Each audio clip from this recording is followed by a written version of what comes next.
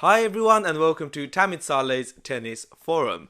In this week's Tennis Tuesday video, I'm going to be looking at the ATP rankings and more importantly the ATP race.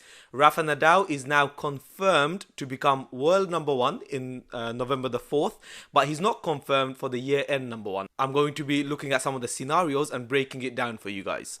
If you haven't already, then please do subscribe as I do release weekly content as well as additional content when I see fit. If you haven't checked out my last video where I was speaking about Daniil Medvedev winning Shanghai, is he currently the best player in the world? So I'll be putting a link to that video up here somewhere and also in the description below. But of course in this video I'm going to be looking at the ATP race and ranking. So without further ado, let's roll the intro.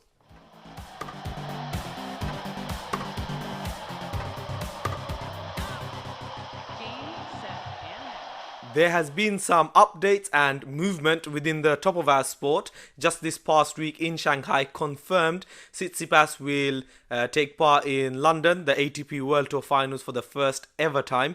And also Daniil Medvedev has just overtaken Roger Federer in the race for world number 3.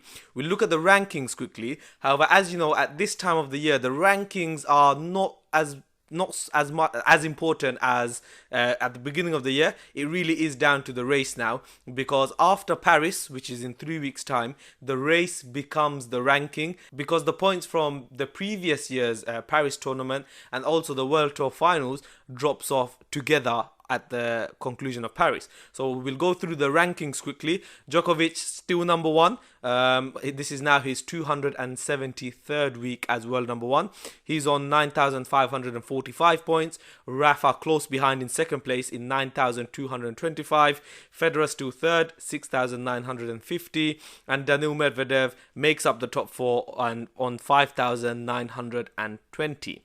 Team Zverev, Tsitsipas and Khachanov make up the top 8. However, I really want to focus on the race now, as that is where it's really interesting. There's a lot to play for. And as you know, the race becomes the ranking very soon. Looking at the race, Rafa, he's been number one in the race for quite a while now. He's on 9,225. Novak Djokovic is now on 7,945. He has closed the gap a little bit after his wins in Tokyo and also the quarterfinal in Shanghai.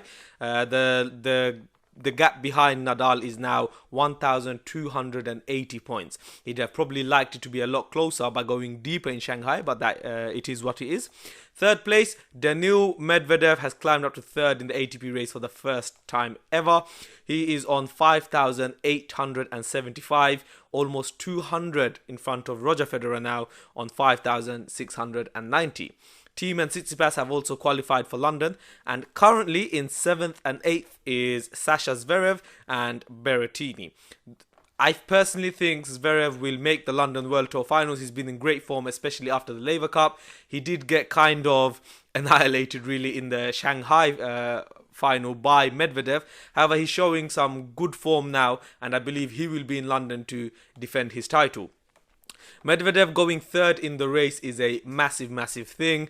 This just means that in the final two tournaments, or the big tournaments, Paris and London, if he goes further than Roger Federer, then he will end the year as world number 3. Something we probably wouldn't have even imagined at the end of Wimbledon. He's had this stunning summer, really, and it's just kept on continuing. However, in my opinion, I feel like he's overpacking his schedule a little bit. He's scheduled to play in Moscow this week, bearing in mind he's just played Shanghai. Playing in Moscow this week, he's then also scheduled to play in Vienna the following week, and then Paris straight away. So that's 4 consecutive weeks of tennis, 4 consecutive tournaments he's playing in. I've not heard anything where he's said that he's pulling out of Moscow. I mean, I know it is his hometown or home country rather, but yeah, he's doing that. So let's see. Hopefully, he doesn't get injured. And personally, if I was him, this hot streak he is on right now, these 6 consecutive finals, he's built himself up a bit of an aura. So players, how they would feel when they face the big 3, where they're almost mentally defeated before the match. That's probably the way they're feeling with Medvedev right now. And by playing all these tournaments, he risks fatiguing himself out, and then he could suffer a loss, and then all of a sudden that bubble bursts. So personally, if I was him, I would have taken a break, especially as it is an ATP 250. But he's made commitments, he's sticking to it, and I feel like if he's going into Paris still undefeated or reaching finals, that will be better for him, just due to the fact that players will be defeated before they face him. However, if he starts losing early now, all of a sudden that aura goes. Some amazing climb from Medvedev as well as others compared to last year. So at the end of 2018, Medvedev was 16th, Tsitsipas was 15th, and Berrettini was world number 54. And then, fast forward a year and they're all in the top 8 currently. So that is some amazing going from those three guys. And if you look at the age of the top 8 as well, it's really changed, or the top 10 rather. In 2018, 7 of the 10 players in the top 10 were 30 or above. And now fast forward a year, in 2019, there's a potential that 7 of the 10 players could be younger than 30. So that just shows a shift maybe in the dynamics of tennis. Now, I want to focus a little bit now on the Rafa Nadal, Novak Djokovic situation. It is very interesting.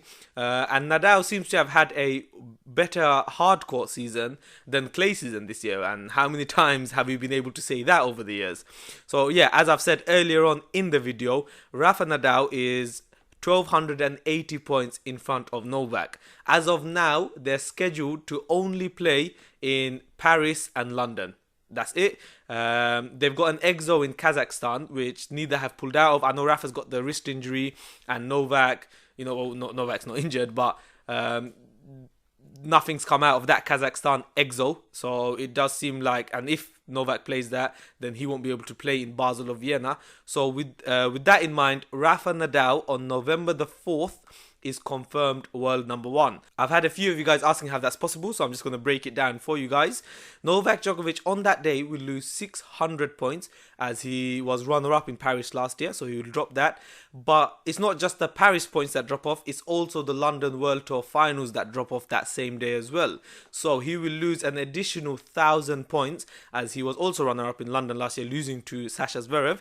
So altogether that is 1,600 points dropped. He could, win back that 1,000 straight away by winning Paris, but then it would still be a net loss of 600 points. And as you know, he's currently about 300 ahead of Rafa. So yeah, Rafa Nadal confirmed world number 1. For Rafa now to get that year-end number 1, it would be his 5th time matching Novak Djokovic and Roger Federer. He has to earn 220 more points than Novak in Paris. So that's a minimal semi-final appearance with Novak crashing out early.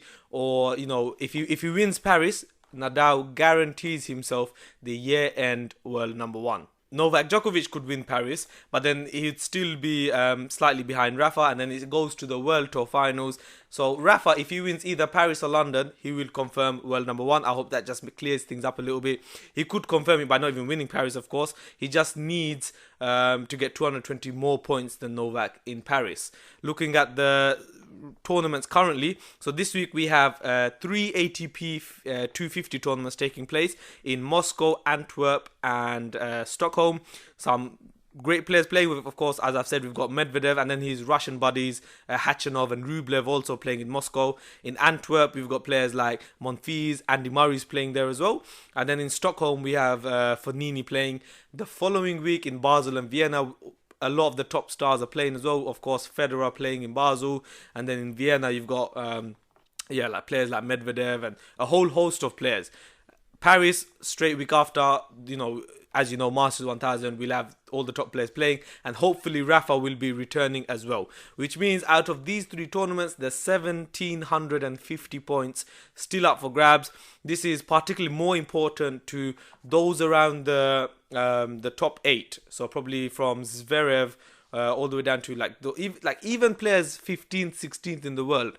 One good run in Paris or a couple of these tournaments, they're in that title frame. So it's very tight up there, and with 1,750 points still up for grabs, it's anyone could finish in that top 8. I'm not going to predict. I think Sasha Zverev will finish in it, but that 8th spot especially, Berrettini US Open semi-final, backed up with the Shanghai Open semi-final as well. He's in the driving seat right now. But yeah, I mean, looking at these tournaments, anyone could finish in it. I'm going to wrap up this week's Tennis Tuesday video here.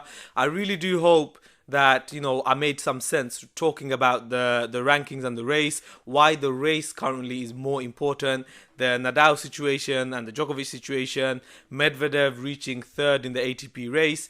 One thing from my last video where I spoke about, is he currently the best player in the world?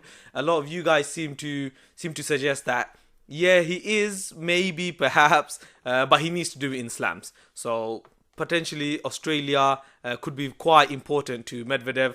I feel like if he doesn't win a slam in 2020, then all of this great form kind of means very little, if it makes sense. But that will be a discussion for another video. In this video, I just want to talk about the ATP race. Leave your comment below. I do love hearing what you guys have to say. I try to respond to most, if not all of your comments. Let me know who you think will finish world number one. Will Medvedev hold on to that third place and overtake Federer for the year-end number 3? And who do you think will be the 8 players playing in London? As always, if you've enjoyed this video, please do subscribe for future content, and thank you very much for watching.